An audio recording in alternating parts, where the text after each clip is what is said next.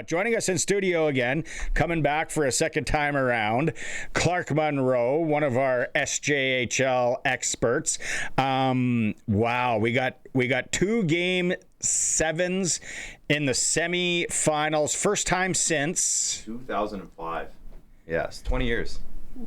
That's for starters. It's hard to believe it's 20 years ago. Right. Somewhat depressing. Yeah. Colson, were you born in 2005? Yes. Okay. Good. Good. I was just starting high school, so there you go. I was 8 years old, so take that for what it's worth. Yeah. Do we remember the teams in 2005? No, I could look it up if you give me like 10 seconds. I can search back on the website, but it's been one of those years, and like of course this year the way things have been going, this is how it turns out in the second round. It's pretty great. Last night in Weyburn, it was 5-1 Weyburn. I didn't watch the game. You were there. I was there, yeah. How was? I heard it was very exciting early. Yeah, it was. Honestly, it was one of those things where I'm a former Estevan employee, so I don't have usually many nice things to say about Weyburn, but the one thing I always respected about Weyburn was that their fans know what they're cheering for, and they know how to get behind their team. And early on in the game, I told my dad, who I was there at the game with, and I was there with Jamie Neugebauer as well. Braden Klamosko was there, Humboldt Broncos head coach. We were all sitting together, and I was like, if one thing happens early in this game that the fans don't agree with, they won't let it go. It's gonna stick with them, and they're gonna get super pumped up about it. And 8 minutes in, there's a penalty shot for Flin Flon. Breakaway for a kid named Daniel Morozov, really skilled player for Flin Flon. Stick gets hooked a little bit. Ref calls, points at the center ice. And, the crowd goes nuts. Obviously, they're like booing and they're into it. And the Weyburn goalie makes the save on the penalty shot. So of course, from then on, you kind of just could tell that the energy there was there. Weyburn got super excited about it. The team, I mean, they were super physical all night. They were laying hits. They weren't giving Flin Flon an inch, which you can't give Flin Flon an inch. So they really executed their game plan super well last night.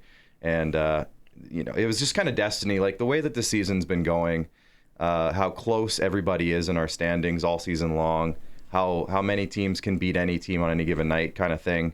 Of course, we're going to 2 game 7s in the semifinals. Of course. Okay, Josh Grimm and Bobby Millette. Yes. were the officials. Experienced. Yeah. Good crew. Was it a penalty shot, do you think? Oh yeah, it was for sure. It was a clear breakaway, and his stick got hooked right in the hands. It's one of those ones you can't really argue. But of course, the fans are gonna boo and make a big deal out of it. So yeah, it was what's the word? Catalyst moment kind of thing. And I've always said about the Weyburn fans, like I said, despite being a rival for a couple of years, tons of respect for that fan base and that city, and they really love their Red Wings. So it got a little rowdy in there. It was great. So I was talking to a father of one of the Flin Flon Bombers today, Craig Ulmer. Yep. Ryan Ulmer, number 19 for your Flin Flon Bombers, and I was saying, well, are you making the trek up to the fun? No, he's we're going up this weekend. All that. I think I saw him at the game last night. Actually, he might have been wearing a Martin High School for sweater. Sure. Yeah, he would have been there in full. How this series hasn't Weyburn's won in the Whitney Forum, and that's where they're going tomorrow. Yeah. So it's been done in this series. Yeah, and they're the only team this season to do it.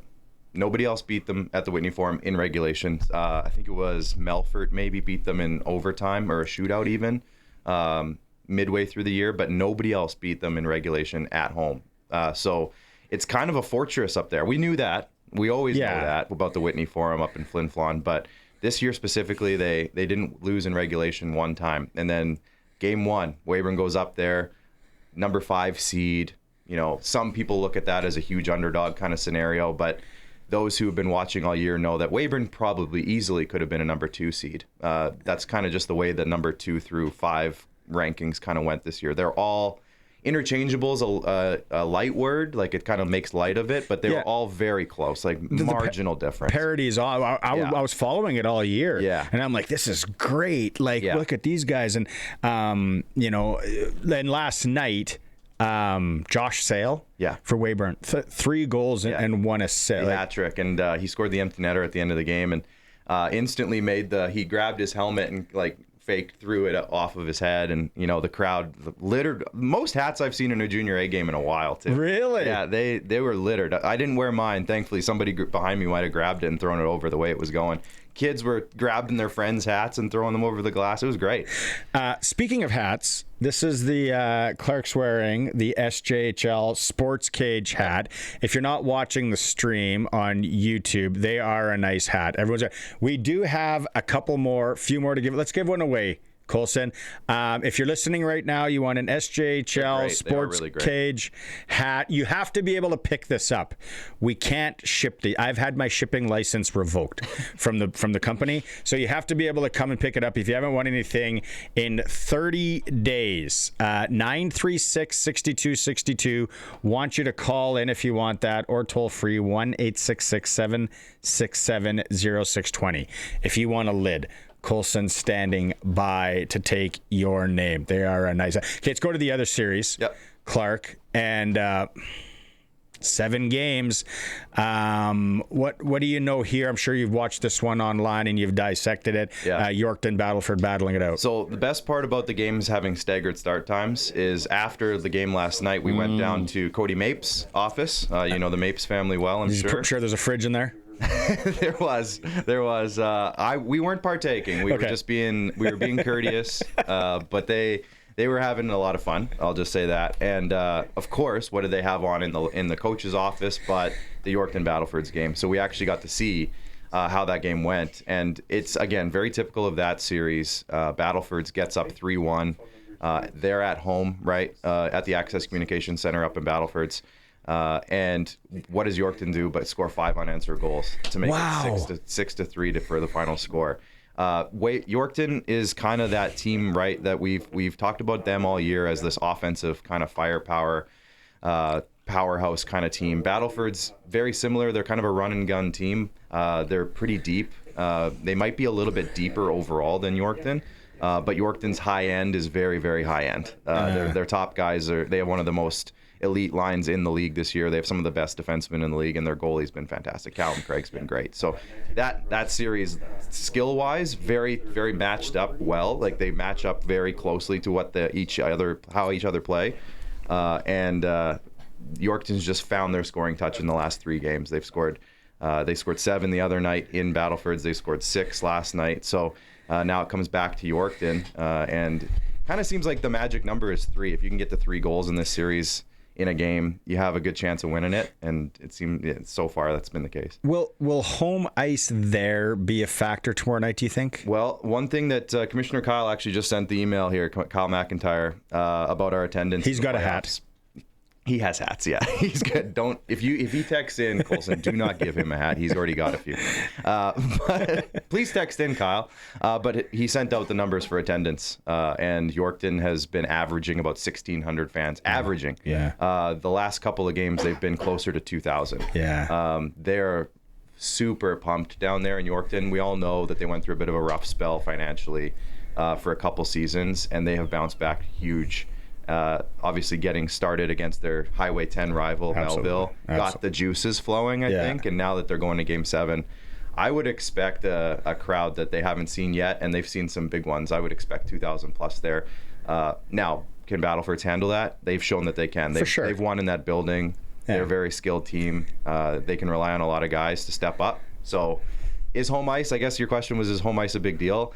I'm going to say yes, but at the same time, I think Battlefords has that team that can kind of slow that down and handle that a little bit. Yorkton, everything you hear about the organization, the AAA Maulers are turning it around. They got a new GM, new coach coming in there. So a lot of good things in the city of Yorkton. This might be a tough question because I was just thinking about this as we go along here. Of the 4 teams left, it's the youngest team. Like, who's looking good for next year out of these 4? Wildly, well, all of them have a good foundation. Mixture, yeah. It's a good mixture. But weirdly, the number 1 team, Flin Flon.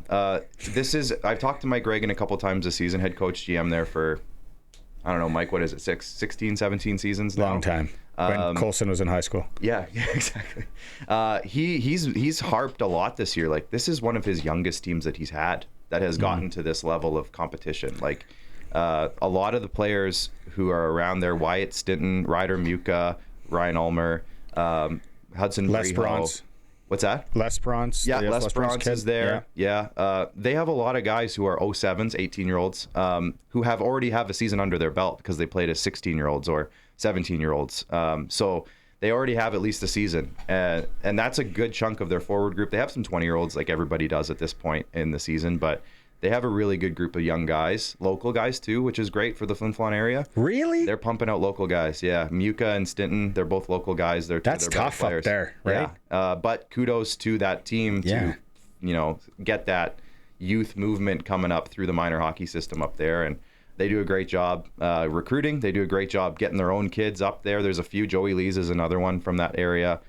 Justin Lees, his older brother, was with the Blades for a couple of years, went back to Flin Flon a few years ago and really lit it up. But they do a great job there. As we all know, Mike Reagan's a legend in this league, and but they do have a really good kind of turnaround, look ahead outlook is what I'm trying to say.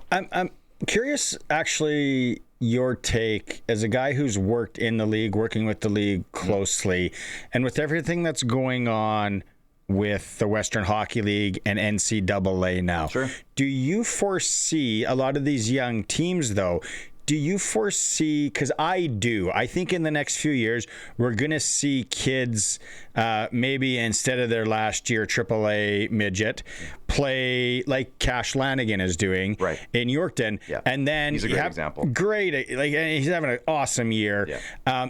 It just seems the progression obviously is WHL. Do you think we're going to see, which is great for the SJ as well, sure, to kind of have some of these kids for a 1.5, maybe 2 years, and then pushed on to the Western Hockey League? Yeah. I'm a firm believer that junior hockey is always going to balance itself. Yes, a couple kids might go a different direction than for the SJHL maybe we're used to. Like, we had that NCAA thing for a while, right? So we would get the odd kid sticking around for a couple seasons that maybe would have gone elsewhere if he had different options. Now it's open to anybody. They can do whatever they want, which is great for the player. Power to the players. I'm all for that. But the great thing about it is since Kyle McIntyre's come in, and it's not this has been a thing for the SJHL for a long time, but Kyle's really put it at the forefront, and kudos to him. But our stay here, play here model, where I think when Kyle came in, our Saskatchewan content was about 30% or so. Okay. It's hovering around 50 now. Really? Which, to your point, I think is we're seeing a lot more of those younger players stay here for their first year of junior eligibility. Yes, maybe they'll try the BCHL in their 19-year-old year if they have a really successful year. Cohen Senft is a great example. Regina kid. Had a great year up in Flin Flon last year, decided to go to the BCHL this year as a 19-year-old. Maybe he'll stick there next year. Maybe he'll come back. We don't know. But the options are there. But we are seeing a lot of kids stay here for their first year of eligibility out of AAA, or like Cash Lanigan, their last year of AAA instead. They'll jump up to juniors. And Cash is fantastic this year. He's unbelievable. Yeah, well, and I think it's I always see the junior hockey balancing out. Generally, there's always a trickle down effect regardless. And the stay here, play here, and I know, and you hear it as well, and I hear it, and it's like, well, yes, Jay, they gotta do that. There's always people that want to complain about it, whether it's CFL, whether it's the Riders, whether it's the NHL, like what it's like. Hey, everybody knows it's smarter than everyone else. 50%. To have that lift of 12% or whatever it is fantastic. But then you got to see, and from what I hear, and when I get Benny on the show and the commission and the commission, I talk, and he'll send me pictures right when he's at these rinks, and it's like, well, look at these crowds. Like, why wouldn't these kids want to play here? Right, and we were talking about that on our show, me and Jamie Neugebauer the other day, about our crowds this year. The last couple of years, our crowds have been fantastic all season long. And Jamie, my good friend, I'll shout him out. He does a lot of great work for our league. He's from Ontario.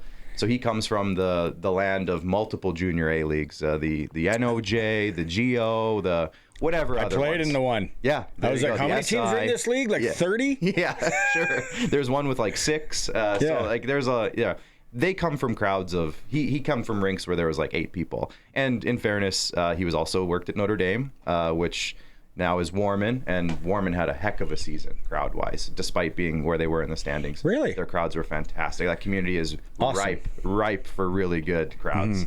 They're going to turn things around really fast there. But, our crowds have been fantastic. Our promotion of our players have been fantastic. With the changes, we've seen a lot of our players graduate to U Sports, which is great. I think for the U Sports, a lot of local guys sticking around their communities. We see a lot of our Alberta kids going to Alberta schools. Our Saskatchewan kids are going now to the U of R, the U of S. A lot of ACAC schools are getting our kids and dominating. So we love to see that. But maybe we don't see as many Div 1s, which people, point out. They love to point that out. But I think it's great for our U Sports programs in our area. The Can West programs continue to be very good, and the ACAC programs too, really taking off. Our WHL insider John Keynes must be watching over there in Kamloops because he's curious on the hats. Oh yeah, I might be able to ship one to Johnny. He's one. Come on, look at this. Look at this 47 SportsCage. You need this as a Sasky guy out there, John. Okay, you want to stick around for about 4 minutes, talk some NHL? Absolutely. We'll go to break. Clark Munroe is with us here for another about 4 minutes. I want to talk to you. If you're watching the stream, here it is. The Kenaston Super Draft. We're going to be talking about it all week. Like, who doesn't know about the Kenaston Super Draft? You can't not know. If you drive on the highways in this province, you see it every time you go to Saskatoon or to Regina from Saskatoon. $80,000 total. First place is taking home 20. That's real scratch. Like, we're not screwing around here. The Super 8's 10 grand back. Now, I wanted to get your take because I started crossing off the teams because now things are set. Yeah, right. And I'm like, all right, because they send everything out. Like, I got mine last week. Okay, well, they didn't know, but Detroit's out, Islanders out, Capitals out, Columbus out, Nashville, San Jose, Seattle. Okay. You're a Toronto Maple Leafs fan. Yeah, terrible season. Yeah, again. Now what do you do as a Leafs fan, though, when it comes to the playoffs? I'm jumping on the Sabres bandwagon, like hard. Really? I love the kind of nobody cares about us attitude that they have right now. Did you see the billboard that they put up for Ryan Whitney, who said they had a 0% chance of making the playoffs? They put a big billboard up in Buffalo with his face on it. Oh, really? So I'm like all in on Buffalo. I want them to do very well, despite them being a divisional rival of my favorite team. I've kind of dropped that. I think the Buffalo storyline is really, really cool. So I'm going with them. I don't know if they're going to win, but I'm all in on their wagon. Okay, but if you had to bet with money on the smart side of things, right, smart. Who would you? No, like because I think Buffalo. I think Buffalo. You never know. They have some magic about them. It could happen, but East or West, like a lot of people are making Colorado to be this unbeatable team, which I don't know. I think the first round will be easy for them. Dallas, Minnesota, they're going to beat the snot out of each other. What happens in the... I really love Vegas, but I don't know if I can buy into Vegas. I'm not buying any Edmonton stock personally. Yeah, well, Mitch Marner's in Vegas, so... We all know how that ends every year. Where's my camera? But yeah, no, I'm a Dallas guy myself. I really like what they have. They've been there. I think some of their guys are just beasts. I think they're going to get beat up. Minnesota's going to beat them up, but I think they'll get through, and I like their chances going really, really deep. I'm a Dallas guy. It's like you look down, you look like that the Jamie Benns, the Matt Duchesnes. Yeah. It's like, okay, can they do it this year? Because last year it was like, can they do it this year? The year before. I look out for a guy like Wyatt Johnston. Take off.